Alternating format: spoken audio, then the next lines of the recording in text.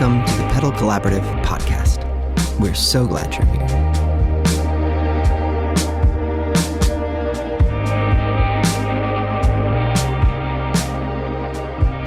Hey, how's it going? This is Alan. This is Paul, and welcome back, everybody. I said it first. Same time, welcome back. Welcome back. It's another episode, another week. And we are doing this week a bonus episode we alluded to last week, which is we finished up our signal chain. And as we talked about, kind of the traditional signal chain, the one that we're most familiar with. And a listener of the show, follower of the channel, Sam Timmer, presented a really great idea to us, which was just doing an episode on those pedals that don't quite fit. Right. And so this week, that's what we're talking about. So what that's going to look like is we're going to kind of just run through what that might mean, and then sort of our tips and tricks or maybe ideas. Yeah. Anything to add there, Alan? Well, I was just going to say, I'm super stoked that Sam brought this up. And if you like this episode, thank him a lot. If you don't like this episode, it's also all his fault. So totally kidding. But no, I had nothing to add, Paul. Cool. Perfect. Beautiful. Well, yeah, the first piece of advice for this whole episode, when we were prepping for it and talking it through, was if you don't know where to put a pedal, the answer to that is just play around with it and figure it out for yourself. End of episode. We're done. Yep. Thank you very much. That's it. Yeah, make sure. Yeah, I don't know. That's exactly right, though. I think. I wish so for all of you listening, I wish you could understand what this episode is meant for Paul and I, and mostly because we tested out something earlier in the day, doing a different type of technology and recording, and Paul did great with it. I flubbed it up, and so we wasted a whole hour of time. And then since then, I have become overly caffeinated, which is a typical day for me. And so this is you're just getting the best of the best right now. Yeah, this is the sweet spot. I wasn't sure we were going to mention our flub, but you did. So yes, we did flub recording earlier with a new piece of technology. You know, I didn't flub. I do want to reiterate. Alan did say that I didn't. I did perfect. No, you did not. You did great. So. You did fantastic. We were messing around with a video recording, and it's just so dang distracting. Since Paul and I spend most of our time like multitasking and talking on the phone, trying to do this while gazing into each other's eyes was kind of not productive. Yeah, adding the other layer of seeing each other, and also then being aware of yourself. And if any of you have ever worked remote, you're totally like, I don't really like Zoom meetings for the reason of I don't like to see myself in the corner. I try to figure out, am I looking right? Do I look like I'm angry? Right. We did do that. I think that does kind of eventually. Yeah. Well, go ahead.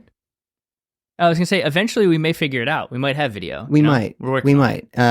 And part of that might just be based on what people's what the demands are. You know, like if everyone likes it like this, then this is totally fine. And where we're at, I mean, honestly, where we're at with any of the things that we're doing, the videos and whatnot, like we're just trying to be ourselves and not really trying to over polish things just to make the big bucks. Honestly, we're having fun. And we're bringing you along the journey. And so the journey right now is talking about those weird random pedals that don't fit in, this is like the segue, they don't fit in that standard compression drive, modulation, delay, reverb, yada, yada, that we've been talking about for the last few weeks. These are the weird ones. And they're ones that Paul and I use all the time, but they're oddballs. Yeah.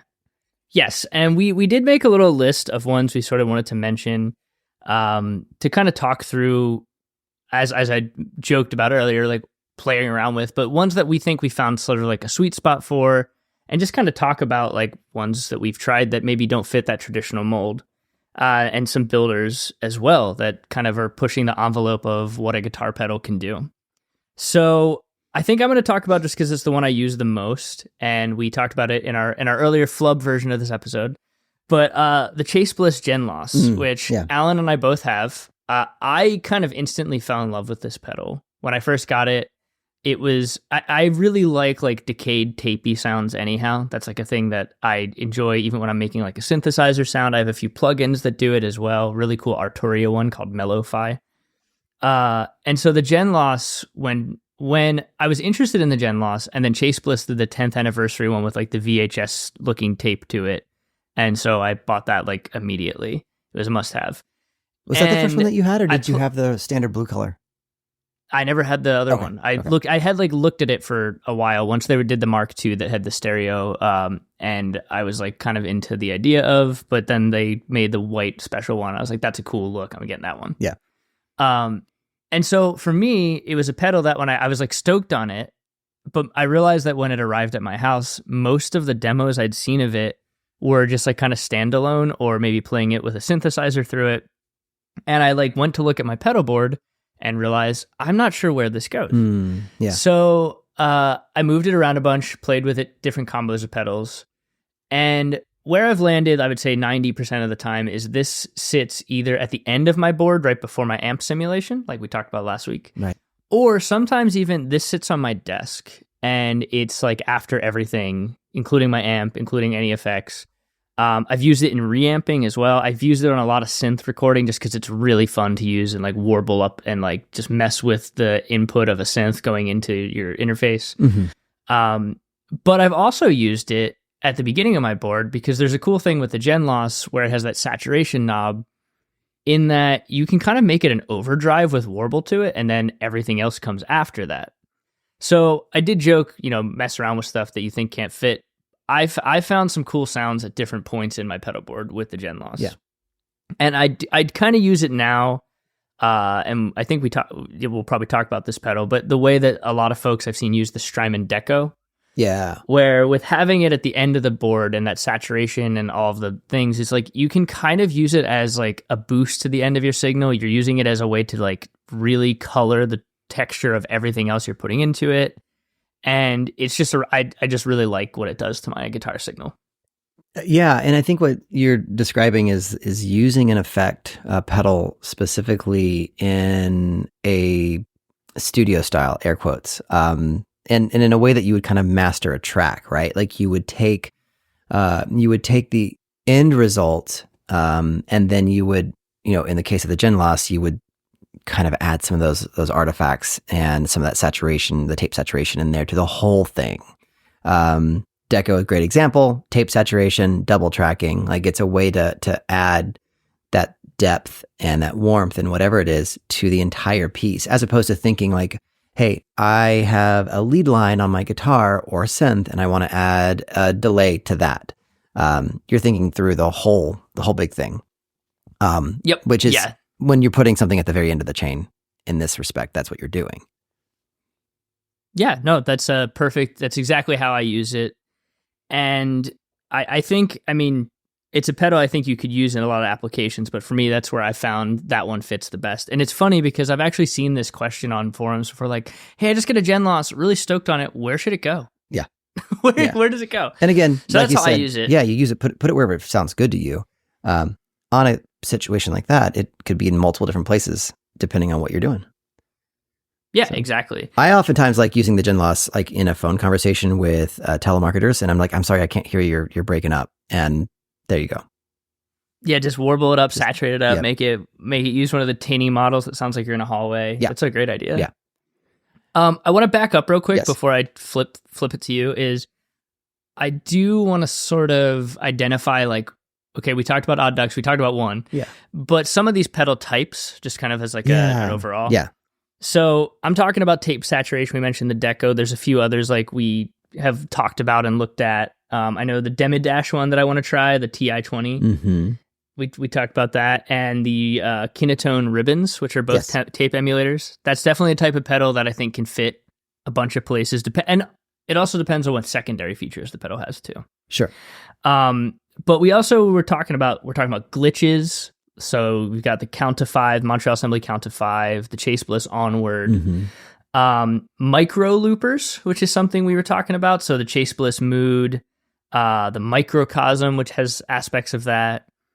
And then a couple others like octave generation, pitch shifting, all of those types of things that again, they do have sort of some places they can fit in different sections of your pedal board. Yeah. And so I wanted to just kind of highlight some of the ones we were talking no, about. totally. Thank you. Thank you. And like the octave generation and pitch shifting can often been, or they have been historically used in the modulation section that we talked about a few weeks back.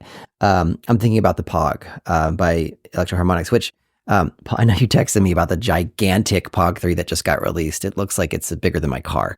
But like those types of octave generation pedals have been there for a while, but I think they've made some of their resurgences in their popularity because of companies like Chase Bliss or I'm drawing a blank on another one, sorry, but like that brings octaves into it, you know?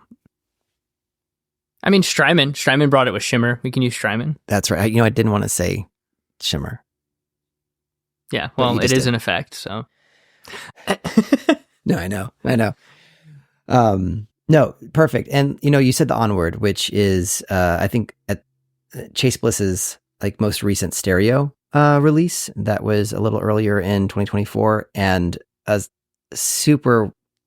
that's a super weird one because of the way that it takes dynamic sampling and the envelope mode from it. It's really a collaboration since Tom from Cooper Effects came on board Chase Bliss. They wanted to make this one, which is kind of like a evolution of the Outward that Cooper Effects had, but just to like dive all the way to the bottom of the whole envelope thing that they were doing.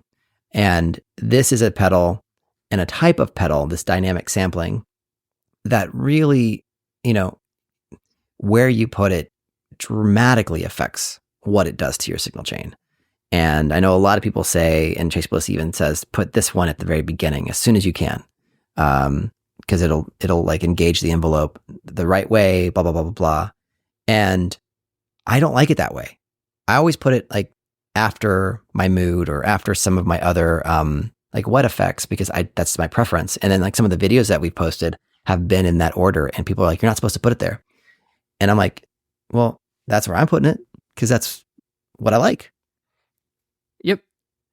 And no, and I'm actually trying to remember. I know I made a video on the channel where I turned a mono synth into a poly synth with the Onward and the mood, and I can't remember which order I put them actually. Did I think about the mood first? I think you did. I think I did. I think I had the mood first. But yeah, and that's a great example too of a type of pedal, that like glitchy sampler micro loop thing, which the mood also can sort of fall into this category, even though it has a delay, a reverb, a slip mode, which is delay, reverb, kind of out of sync with each other. But it does have that micro looper. Yeah. And a lot of these types of pedals, especially if there's something where you're freezing something, it does really come into play with something we've talked about on other episodes, which is how your things sort of talk to each other or play with each other. Right. So for me, my mood typically lives after my delay, but before my reverb. Okay. And the reason for that is I kind of want the reverb to be able to wash that micro loop out and kind of create like pad type things. Yeah. But I also like to I have had the mood where it's like at the end of the chain where I'm like, actually I want the big reverb to be the one that gets trapped and have that be the thing that washes that way. And so there's all sorts of different ways they can like interact. The other thing too, like octave generation, there's like distortions and drives that will play better or worse with octave generation. So maybe you put it before or after those, depending on where you're dropping it in. Right. So there's a lot of, this is, I joke, just play with it, but there really is no right answer to some of these pedals. There are sort of like your best practices, which is how we've approached the whole signal path so far.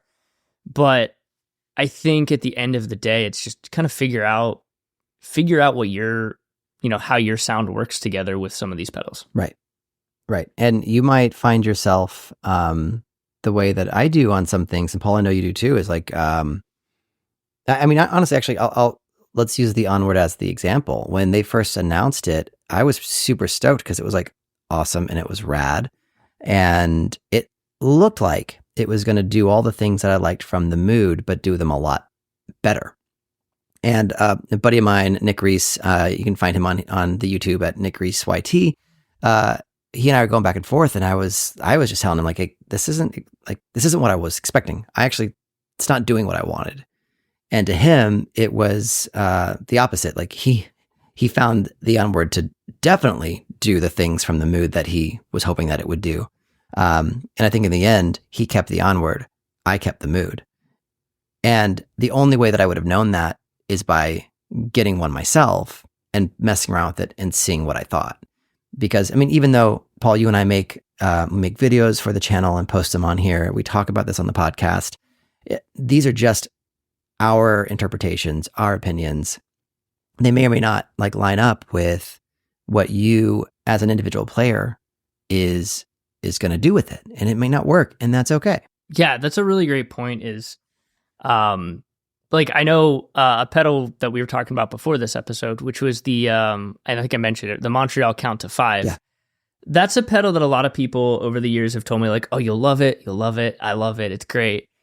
And then when we both played with it, I couldn't make hide nor tail of that pedal. No. I tried different firmwares. I tried different the different algorithms that it offered. And it's really cool if you're just trying to make noise. But being that generally, like I try to make guitar pedals to write music, the lack of control, or at least what I found as lack of control, like I was just like, oh, get this thing away from me. I can't do this. And that's something that, you can watch videos, you can hear what others think, but until you actually sit down and, put it in your own hands, mess with the knobs, you really start to figure out if it's for you or not. Right. And it's interesting you say lack of control, like the microcosm, the by hologram, like the hologram microcosm that we mentioned briefly it's like a glitch machine, but it's a reverb machine and a modulation machine and a delay machine and a looper and all these sort of things. But the way that I use it is because I have it set to a specific setting, which is the mosaic, which I think is the most popular of the algorithms in that thing. But I like it because I can only what's the right word? Predict so much of what it's going to do with what I'm playing into it. But yet it seems to come out, everything that comes out of it is still very musical and it's very organic and it's something I can play off of. And even though I'm not controlling a little bit, like a decent amount of what it's doing, it still works with how I play.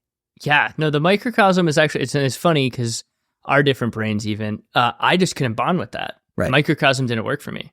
I really wanted it to, because I'd seen you make cool stuff. I'd seen artists I really admire make cool stuff. And it just, when I got it in my hands, I was like, nope, this interface, this does not work for my brain. Right. Which is why I think you should get the black one, like the limited edition black one, because it functions exactly the same. Oh yeah, but it's black. You'll love it. If I use the different color, it will end up working for me. Absolutely, that's true. But yeah, no, that pedal and just kind of talking through that, I think trying stuff out and trying it in different places is like a really big part of finding out if the odd duck pedals are for you. Yeah. But there's also, another angle to this is just because something is cool, it might not fit your genre of music, which is something I've run into, not myself, because I feel like I kind of just know nowadays, like, oh, that's just not for me, and I just don't even bother with it. Yeah. But I've had friends who they were like, oh, I really wanted to try this pedal because everybody online is talking about it, but I don't play this way. And in that case, it's just like, hey, if you play like straightforward rock and roll music, you don't need a Maris Auto bit because you're never going to find a use case for that pedal. Right. It's not going to do anything no matter where you put it on your signal chain. And I think that that's kind of important too. Just this is my anti-gas portion of the Odd Duck episode. You don't need to buy everything just because everyone online's talking about it too. No, I think you're absolutely right. And I think that, like online tends to just be like all of the forums and all of the marketers from these companies, like their job is to get you to, these companies, like these pedal manufacturers and the marketing teams that are within them, their job is to get you to buy stuff, their pedals. And even some of these online retailers like the Sweetwaters and the Tomans of the world, their job is to get you to buy stuff because that's how they're making their money, and that's cool. Like I get it. That's the market that we're in. And of course, using social media and influencers to influence those decisions of us as purchasers, that's what it's for. But, I've got a good friend of mine, buddy of mine named Pete. He and I played on a team together years and years and years and years ago. and he keeps sending me all of these fantastic clips on Instagram from the artist. I think it's Yvette Young, and she's doing incredible things with all of these pedals. And a lot of them are the ones I have, like they're the Chroma Console or the Hologram or the Maris stuff. And it's like, or sorry, Microcosm, Chroma Console, LVX, Mercury X. But the way that she's using them is completely beyond my scope of creativity, and it's amazing.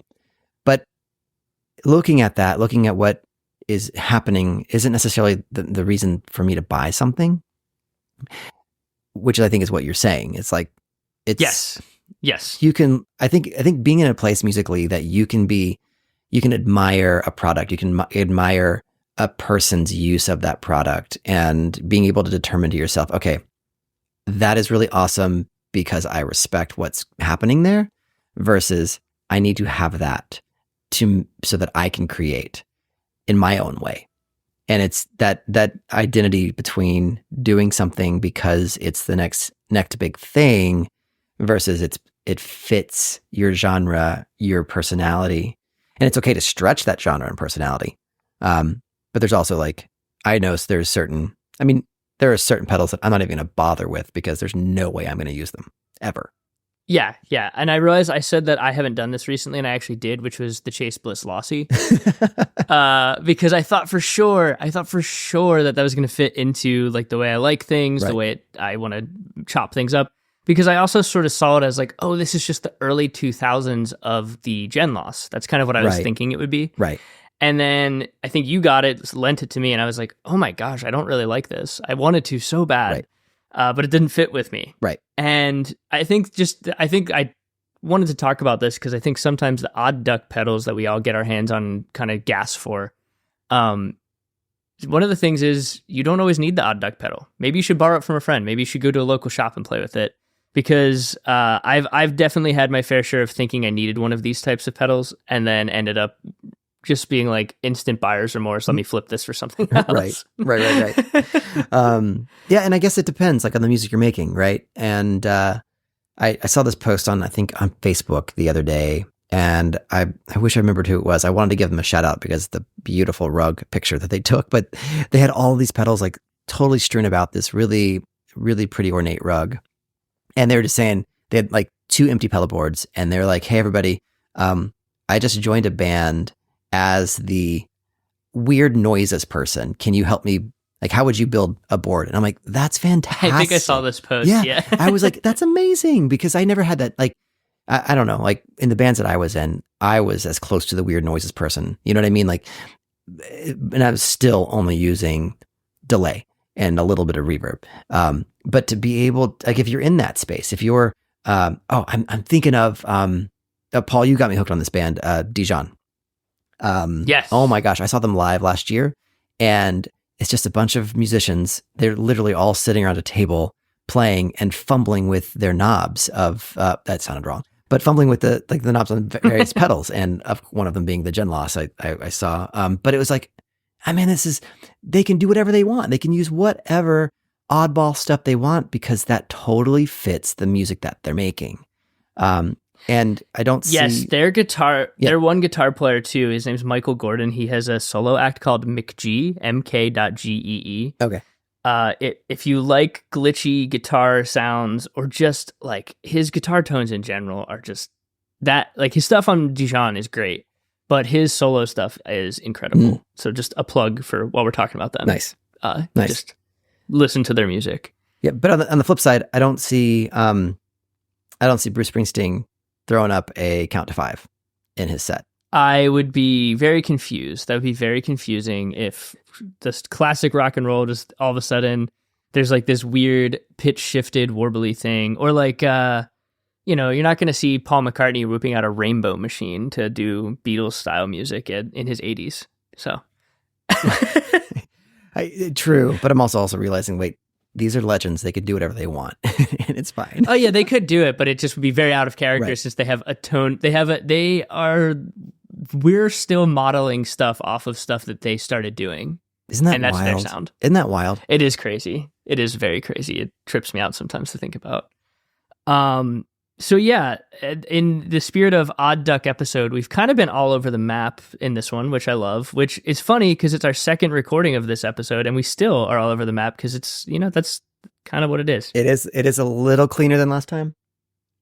It's a little cleaner. And just because we realized we talked about stuff that had nothing to do with this, so we chopped it out. And also, that's fine. I have a new segment I want to introduce. Okay, let's do it. That we're going to do, which is, since both of us have talked about, and we are an online channel, we're both on forums and we're both on social media looking at and consuming, because when we're not talking to you guys or recording videos about guitar pedals, we're also reading about and doing all the same things you do. Yeah.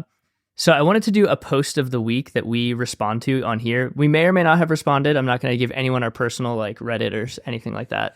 But right. We may or may not have responded to this post publicly. I use my personal one to be much more opinionated than I am. Yeah, and sometimes you'll be like, "Can I post this on the account?" I'm like, "No, you can't post it on the channel account." But the one I'm choosing this week, you sent me on Sunday, and it made me laugh very hard. Okay. So we're going to answer this one in full honesty. So the question, and I'm not going to dox any users' names either. So if you want to look this up, this is from Our Guitar Pedals on Reddit. And the question by the original poster is, bit crusher that will make my guitar sound like RFK Jr. Thanks. So, which I loved. When you sent it to me, I was actually in a store and started laughing, and I showed my wife and she was like, incredible question. So I thought, I kind of gave this an earnest thought. Okay. And I want to answer it two ways. I want to answer it with something I have not played with that I want to, that I think would get this sound. Okay. And then how I would achieve it if someone's like, you have to make a guitar sound like RFK Jr. So what I think would achieve it is the Ranger Effects Dr. Frankenstein Chop Fuzz, or Freakenstein Chop Fuzz. Okay. Because it's got tremolo chops and fuzzy warbliness, and I'm pretty sure that it would, from the demos I've heard of that pedal, I'm pretty sure it would get you there. Yeah. I think it would do that. I can't even attempt to do a spoof of the way he talks, so I'm not going to try. But then if I had to do it, I think I could do it with some of the effects on the Chroma console, the trem, the tape, the broken tape sound, and maybe a fuzz that's on a low setting. Sure. I think I could do it with the Chroma. Sure. So what's your answer for that? To be honest, I haven't even thought about it because I was completely, that just made me laugh out loud when I saw that post on our guitar pedals, and just sent it to you as I knew you'd laugh too. I would say, off the cuff, I would probably use the Mercury X or the LVX, just because I know those pedals very well and what they can do, and I think I can make that work. And no, I'm not going to do it, but I probably could. I'm actually very curious now, because now, and I don't think we actually officially said this on the channel. I now have an LVX. No, I have a black LVX, as we discussed. It has to be its own episode, a whole long. We will do one. I'm just going to say it here. If you decide, if you get bored and you decide you want to make that, please do that and send me that patch, because I would love to have the RFK Jr. Maris patch. So. Yeah. So in the show notes here, there should be our email address that you can send us something. And if it's there, because I know Paul and I edit them, but just for those of you who don't want to read and prefer to memorize an entire email address, you can shoot us an email at hello@thepedalcollaborative.com. And we would, honestly, if somebody makes an RFK Jr. patch on the LVX or Mercury X, preferably the LVX, because that's what Paul and I both have, we will make outro music featuring that patch. Oh yeah, I'll make it if it's cool enough, I might even just try to make it a Spotify release. Who knows? You might see something come out. That's a great segue to kind of finish up here today. Okay.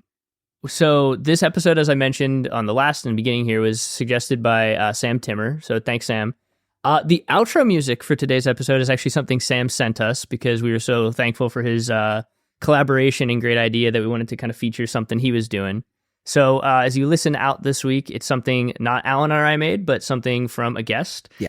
And while we're on, it's good. It is cool. I like it. It's cool. I like that it's going to be a different flavor than anything that we're doing too. So I'm stoked to share that with you all. But I wanted to mention, so Sam follows us and reached out. And I know at the end of the last episode mentioned, reach out to us, share things with us, ask us questions, critiques, send us your LVX patches that sound like RFK Jr. But we did add, we have a new Patreon tier. Oh, yeah. That I want to plug here, which we put, so we have two. One's a goof. If you really want to take advantage of it, we would love that, and you'll get a t-shirt.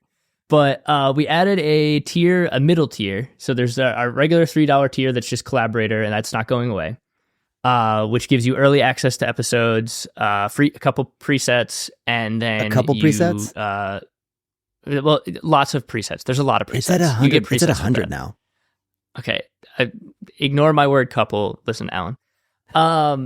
But the second tier, we created if you are a $6 a month, I forget what we named it. Core collaborator. You can look that up real quick and say core collaborator. We have a phone number now that you can text us. So you can call it, but we're not going to answer it. It's a text only number.